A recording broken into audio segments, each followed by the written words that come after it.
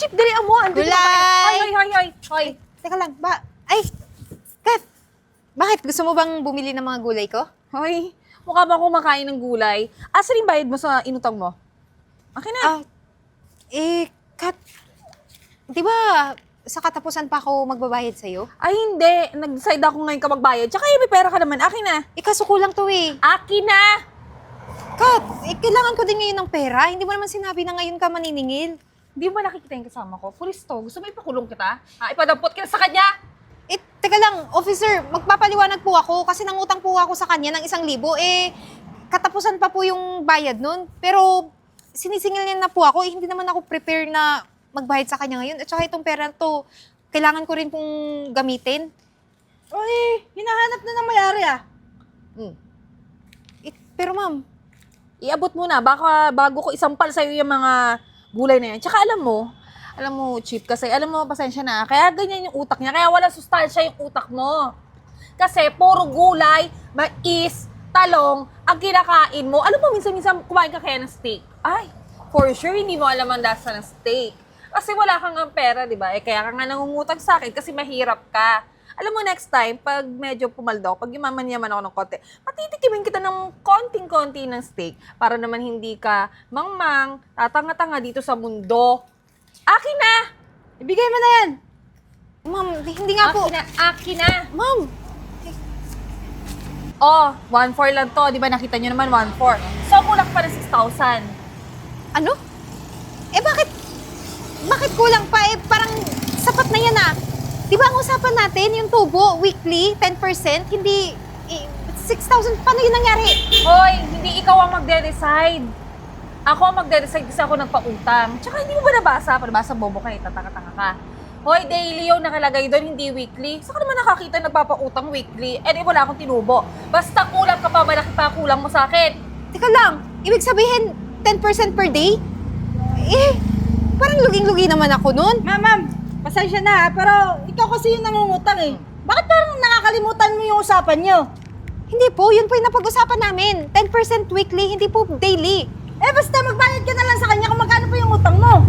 6,000. So, paano ka makakabayad? Naku, malamang lulubog ka na sa utang eh. Hindi mo na ako mababayaran. Kaya alam mo, akin na to. Teka lang, ma'am. Akin na, bitawan mo! Ma'am, teka lang. Pangkabuhayan Bitawan ko mo to. na yan, ma'am. Bitawan mo! Pati yung balat mo. Dagdag mo na Akin sa utang mo. Yung balot, inangkat ko lang po yung balot eh. Walang pakialam. Akin na to. Kahit umiyak ka dyan, pahawak ka ako. Ililibre kita ng balot. Ito na rin, pahawak ako. Ma'am, maawa naman po kayo. Ma'am, ito na nga lang pinagkakakitaan ko. Kinuha niyo pa. Gagawa naman ako ng paraan na mabayaran yung kulang. Ay, naku, hindi ako naniniwala may pambayad ka na makakagawa ka ng paraan. Kasi nga, tulad ng sinabi ko, walang kwenta, walang laman yung utak mo, kundi puro talbos. At saka, alam mo, may maganda akong balita sa'yo. Alam mo nga, wala ka namang tutulugan. Alam kung bakit?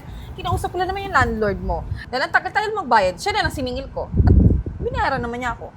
Anong siningil, ma'am? Anong ibig niyo sabihin? Wala naman akong utang dun para singilin mo siya.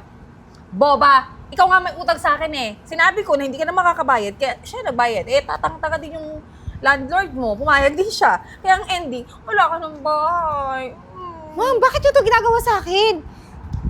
Ma'am naman alam niyo naman, di ba, nagbabayad naman po ako sa inyo. Ilang beses na ako nagbayad. Pero bakit ngayon, paiba-iba po yung pagdidesisyon niyo ng paniningil, pati yung interest? Alam mo, manahimik ka na. Pag ako nainis, papakain ko tong talong sa'yo. Tsaka mais. Makain ka ba ng hilaw? Tara na nga, Chip. Libre kita ng balot. Tara na. Let's go. Ma'am! Grabe talaga yung babaeng yun. Di man lang naawa sa akin. Pati paninda ko, kinuha. Di man lang nakapag-antay. Katapusan. Laki pa ng interest. Pero okay na rin. At least, nakasiba ko ng isang saging.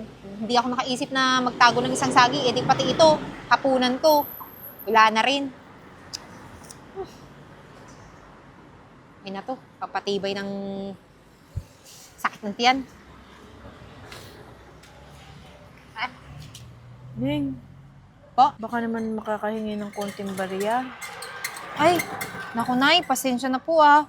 Walang-wala talaga akong pera ngayon eh, kasi kinuha lahat ng napag-utangan ko. Hindi ko naman alam na ngayon siya maniningil ng utang ko sa kanya eh. Pero ito po, hapunan ko sana to, pero sa inyo na lang po, mukhang ikaw po yung mas nangangailangan ng pagkain. Ay, hati na lang tayo. Hindi na po, Nay. Alam nyo, ito, kulang pa to sa inyo. Tsaka, natitiis ko pa naman yung gutom ko eh. Didiskarte na lang mamaya kung saan man Talaga ako ba? Bibigay mo sa akin to? Opo, sa'yo na yan. Ano ba nangyari sa'yo? Ayun nga po. Mga paninda ko, kinuha din yung kumuha ng pera sa akin kanina. Ewan ko, ano bang trip ng babaeng yun? Ako na lang laging ginigipit. Pinagdidiskitahan yata ako, pinagtitripan babaeng yun. Tapos may dala pang pulis kanina. Di wala akong nagawa. Binigay ko na lang yung gulay ko. Ikaw, Nay, ano bang nangyari sa'yo? Ba't palaboy-laboy ka dito gabing-gabi na? Ganito na lang din ako eh. Kung saan-saan na din ako napapapadpad eh. Nangihingi rin ako ng tulong, kaso minsan nga, wala rin mahingian ng tulong. Kaya gaya ngayon, maghapon, nakakain naman ako kaninang umaga, pero nung tanghali, wala na. Tapos ngayon nga, wala na rin nagbigay. At least, Nay, may laman yung tiyan nyo ng saging. Pero sa tandaan nyo yan, wala po talaga kayong kamag-anak, pamilya o bahay? Delikado po sa edad nyo na palaboy-laboy po kayo. Hindi nyo alam, baka masagasaan kayo dyan pag tumawid kayo mag-isa. Oo nga eh. Yung mga anak ko, may mga pamilya na rin naman, kaso nahihirap din yung buhay. Hindi na rin ako nakisiksik para intindihin pa nila. Saan ka ba natutulog? Pwede ba akong sumama sa'yo matulog? Ayun nga rin po yung problema. Yung napag-utangan ko din kanina, yung siningil ng utang ko, yung landlord ko, ano pa bang choice ko para bumalik doon? Di wala na. Di kahit saan na lang din. Basta yung tingin ko, ligtas ako. Hayaan mo. Mga isang araw, aayos din yung buhay mo. Ganun naman talaga yung problema. Merong kasagutan sa lahat. Sana nga po isang araw lang. Panigurado naman po, mga ilang buwan pa o taon yung dadaan bago siguro ako umunlad kung may pag-asa pa talaga. Pero sa ngayon, sama ka na lang sa akin. Hanap tayo ng matutulugan. Sige, kuha tayo kahit karton, ganun. Sige Pwede? po. Pwede. Tara po. Hoy, wait! Nay! Oy, anong ginagawa mo dito? Wala na akong pera, ha? Ay, hindi kita anuin. Katunayan nga na, babalik ko na lang siguro tong ano mo, gulay at balot mo. Teka lang, bakit mo sa akin ibabalik yan? Di ba kinuha na yan nung napag-utangan ko? Oo nga, sorry talaga, kasi pinsan ko kasi yung cut na yun. Ano? Pinsan! Pinsan mo? Oo. Pero pulis ka, di ba? Hindi ako pulis! Hindi nga ako pulis! Pinag-disguise lang niya ako kasi para pagtripan ka.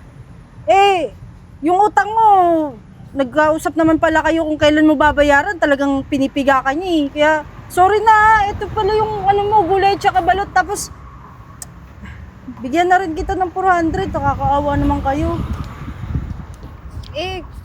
Ito, 400 oh. Tanggapin mo na, huwag ka mahiya. Teka lang, baka yan yung binayad ko sa kanya, baka hanapin niya yan sa'yo. Hindi, akin to. Hindi ka mapapahamak na ito. Galing to sa akin, tanggapin mo na, sige na. Para makabawi man lang ako sa ginawa ng pinsan ko sa'yo. Naku, salamat ha. Sorry talaga ha. Wala talaga kaming, ito nga isasama ko na rin, palaboy din alam mo naman di ba, sinabi ng pinsan mo kanina, wala na akong mauuwian. Kaya nga paano ba yan? Hindi ko kayo madadala sa bahay kasi nandun yung pinsan ko Pero kung, baka may pwede naman kayong tirahan gamit ng perang binigay ko sa inyo, baka mapaparaanan nyo muna ha. Pasensya na talaga kayo. Okay lang, kami na bahala, kami nagagawa ng paraan ni nanay.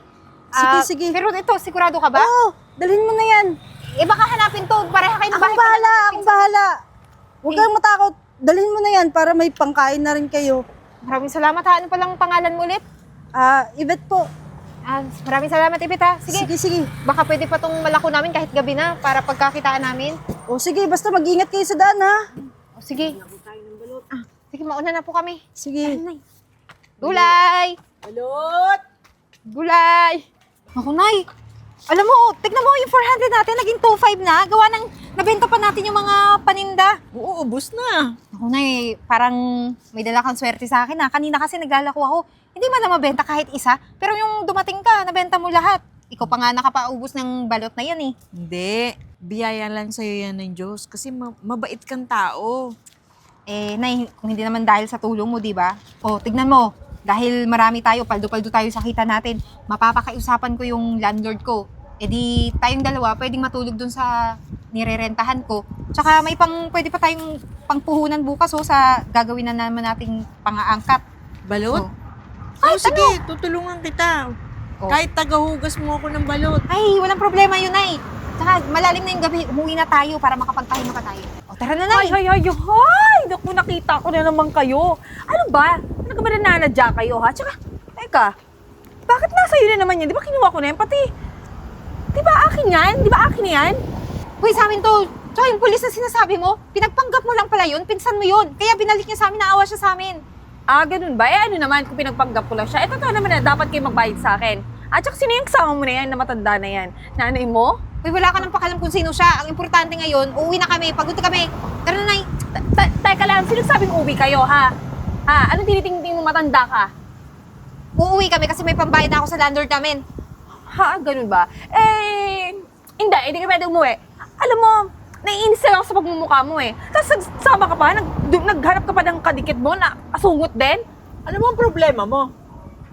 Ikaw, yung malaking ilong at yung bibig mo, kayong dalawa, nakakainis. Paano mo kami magiging problema? Inaano ka ba namin? Ano ba problema mo? Binayaran ka na nga, di ba? 1,000 lang yung inutang sa'yo ng tao. Sobra-sobra pa nga yung kinuha mo eh. Kinuha mo lahat pati ng paninda. Bakit na pinagtatanggol mo siya? Ano ba yan? Ano siya? Anak mo na nawawala, ha? Ganon eksena mo? Pakalamera ka? Ba't na pinagtatanggol mo yan? Hindi Wala naman. ka nang pakialam doon. At baka akala mo, hindi ko alam yung ginawa mo na pati yung pinsan mo pinagpanggap mo para takutin siya. Pwede ba wag mo nga ako dinuduro-duro? Iyang kamay mo, ilayo mo sa akin, ha? Dahil naaamoy kita, malayo pa lang naaamoy kita. Ang baho-baho mo. Nakasalok mong tumalak, ang baho-baho mo naman. Ako ba naaamoy mo o baka yung bunganga mo? Hindi, hindi mabahong hininga ko. Talagang ikaw ang mabaho. Alam mo, magkaamoy kayo ng kanal. Ano ba yan? Hoy, teka nga lang. Tama na nga yan. Nakikita mong matanda yung kinakausap mo, hindi wala kang respeto. Pakainin kita ng talbos eh. Mukha kang ng kabayo eh. Mukha daw akong kabayo. Wow, coming from you. Tingnan mo nga yung bibig mo. Mas mahaba pa yung uso mo sa nguso ko. Hoy, sigurado ka ba? Eh ba't naman parang nabigla ka? Hindi ka ba nananalamin? Hindi mo nakikita? Hindi mo napapansin? Alam mo, ang nakikita ko sa salamin, pag tuwing humaharap ako, yung kagandahan ko. Tsaka ba, di ba? Bakit? Hindi ba ako maganda? Tingnan mo nga itsura mo. Hoy, ikaw lang nagsabi maganda ka. Eh hindi pala umiinom ng kape to eh. Walang ka-nervous sa buhay. At kanino naman ako niya-nervyusin sa inyong dalawa? Kaya ko nga kayo pag-upugin gamit isang kamay Ano? Angas-angas mo, ikaw matanda ka. Dapat sa'yo nagpapakabait ka na. Kasi kayo mga matatanda, malapit na kayong madeds. Diba? Hindi natin sure kung kay Lord ka pupunta o kay Satanas. Kaya kung ako sa'yo, isarado mo yung bibig mo at huwag ka nang tumalak. Hoy, ikaw yung maghinahinay dyan. Baka ikaw yung maunang mawala dito sa mundo dahil sa kasamaan ng ugali mo. At ikaw masusunugin sa impyerno sa sobrang magpatubo ka ng pera.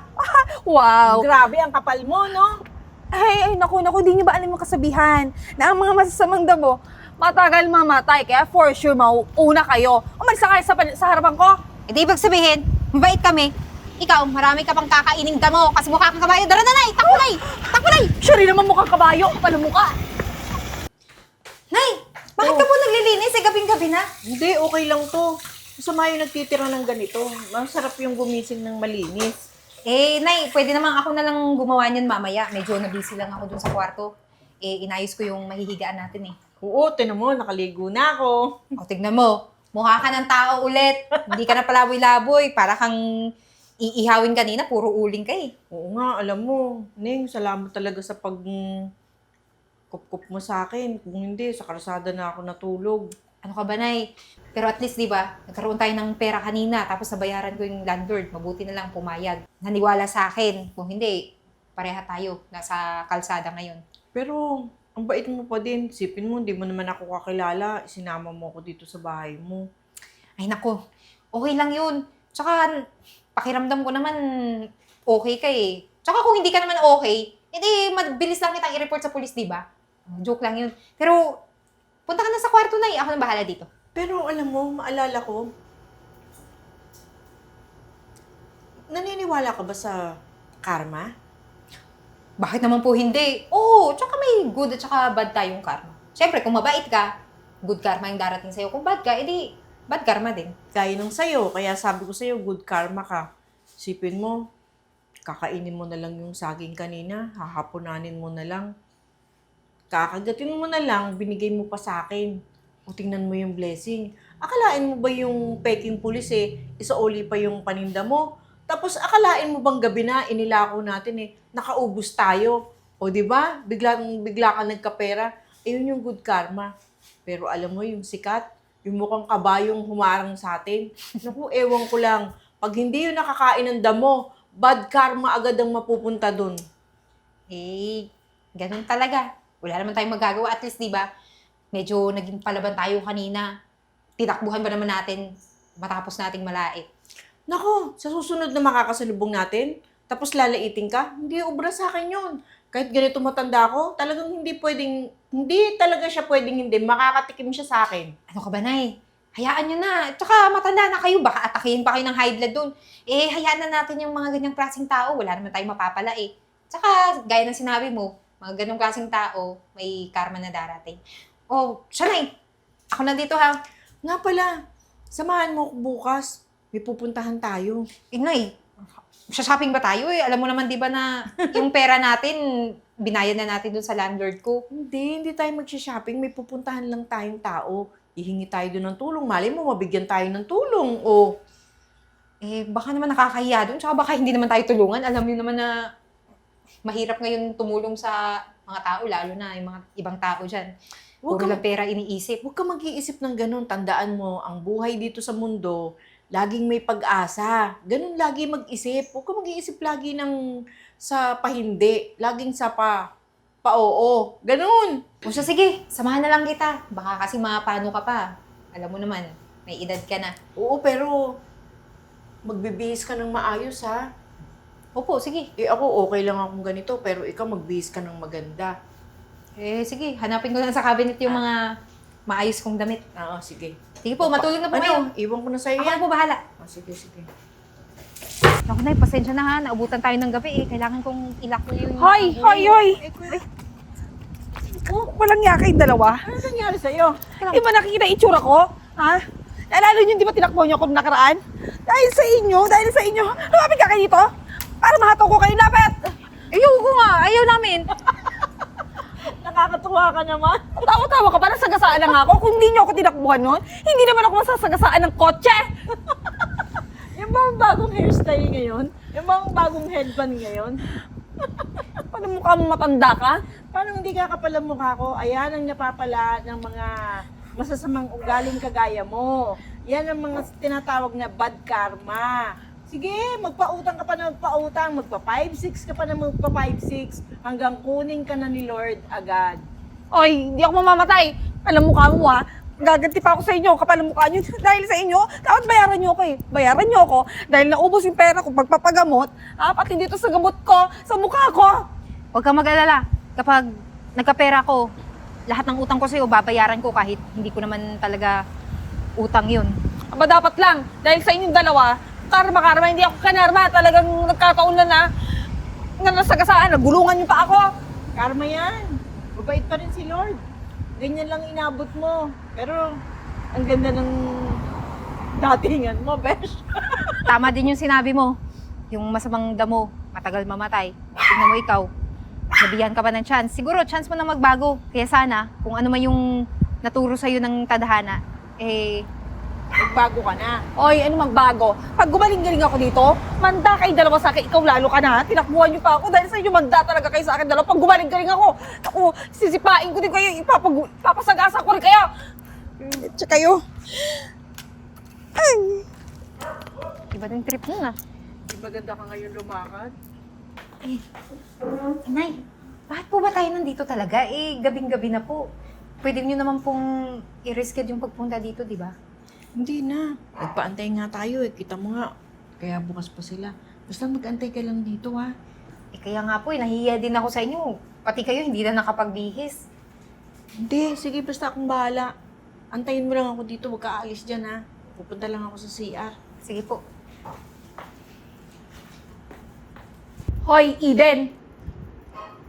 Ako to, yung pinagkakautangan mo. Hoy, alam mo ikaw, Gigil na talaga ako sa'yo eh. Pero okay lang, nakabawi naman ako. Alam mo bakit? Teka lang, anong ibig mo sabihin? Be, pinagkalat ko lang naman sa buong kabaryo natin na malanti ka, na pokpok ka. Hoy, teka lang. Bakit mo yung sinabi sa kanila? Hindi naman yung totoo. Ba't mo kasi nisiraan? Ano ka ba? Wala naman akong pakialam kung totoo yun hindi eh. Ang mahalaga, sirang-sira ka na. Pati alam ba yung landlord mo? Hoy, wala ka nang uuwihan kasi galit na galit sa'yo. Imagine naniwala siya sa akin. Napokpok ka, nabalak mo landiin yung asawa niya. O ngayon, wala ka na matutulugan. Wala ka na mapupuntahan. Hoy, anong pinagsasabi mo? Bawiin mo yan lahat sinabi mo. Hindi yan totoo. Walang katotohanan yan. Anong bawiin? Hoy. Hindi ako titigil hanggat hindi nasisira yung buhay mo. Hanggat hindi ka naghihirap. Mas lalo ka dapat pumangit. Para mukha mo pangit. Hello?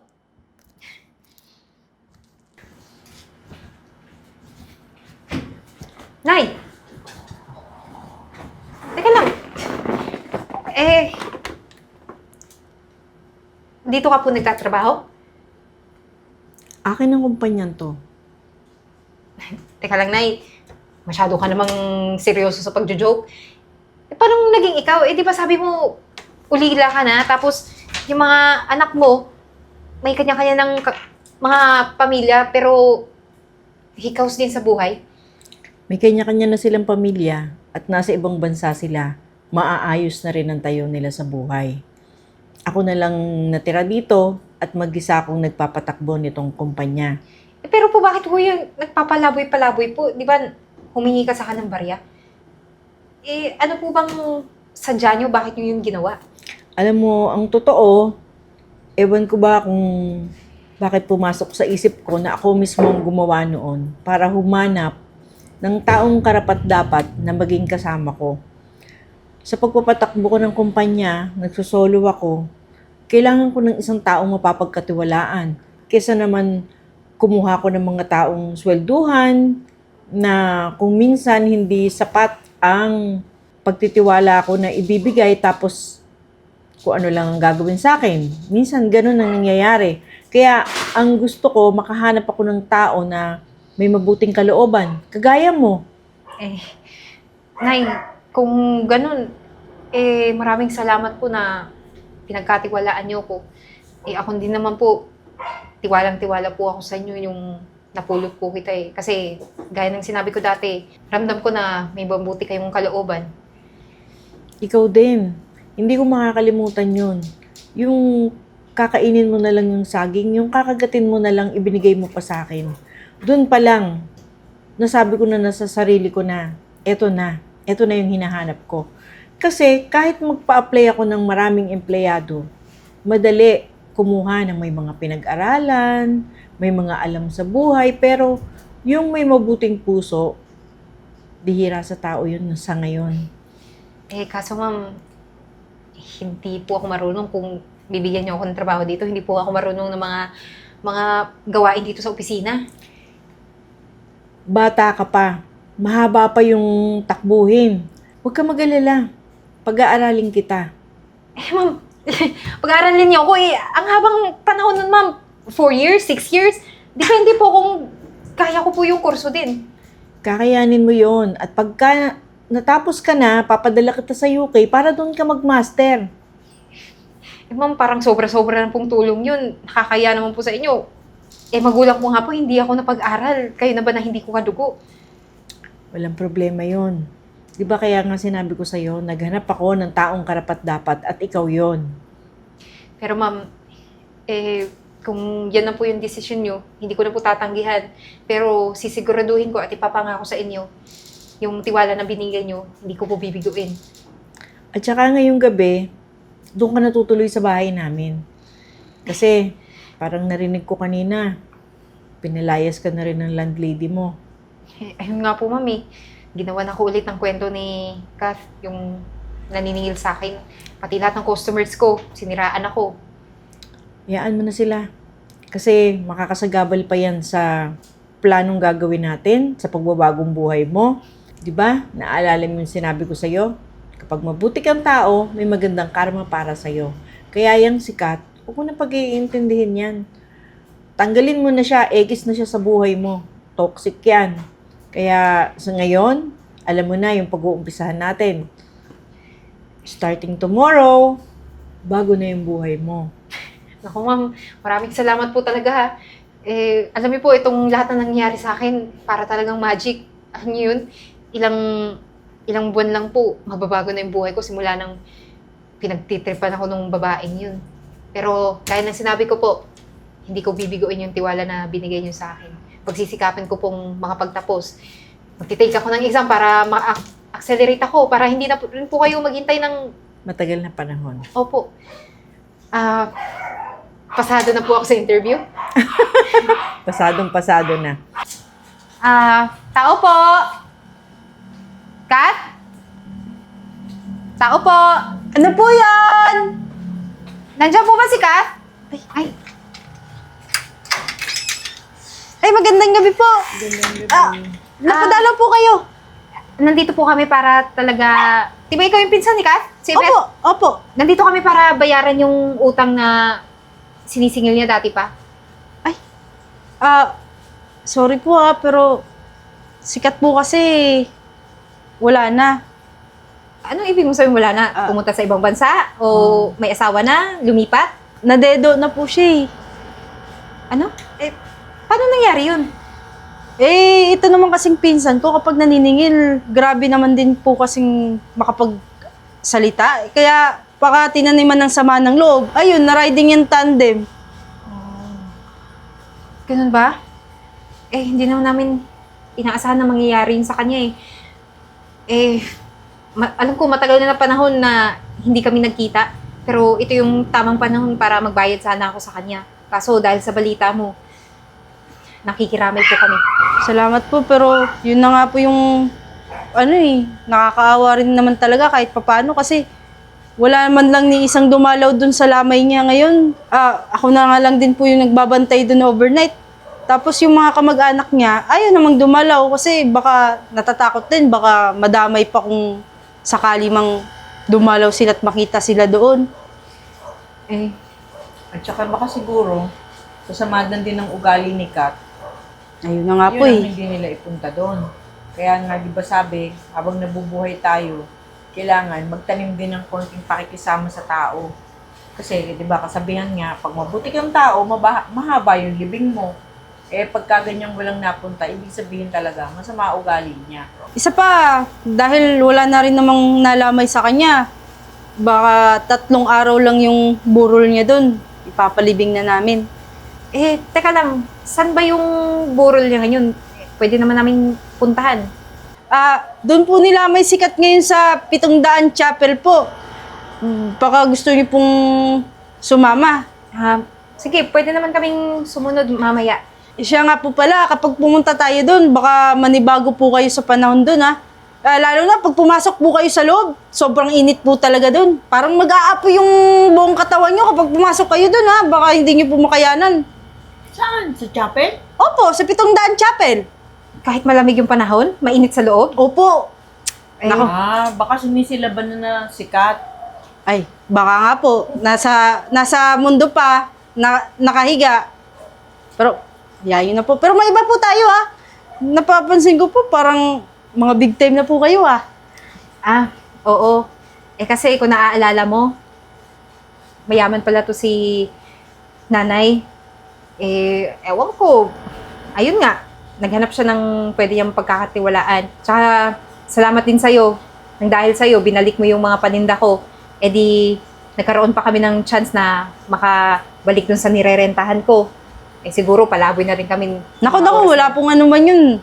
Isa pa, hindi rin naman kaya ng konsensya kung makita kayong ganun Lalo ka na, naawa talaga ako sa'yo, pero hindi lang ako makaimik nung nandun yung pinsan ko. Pero at least, tingnan nyo yung datingan nyo ngayon para talagang pinagpala po kayo. Wala yun.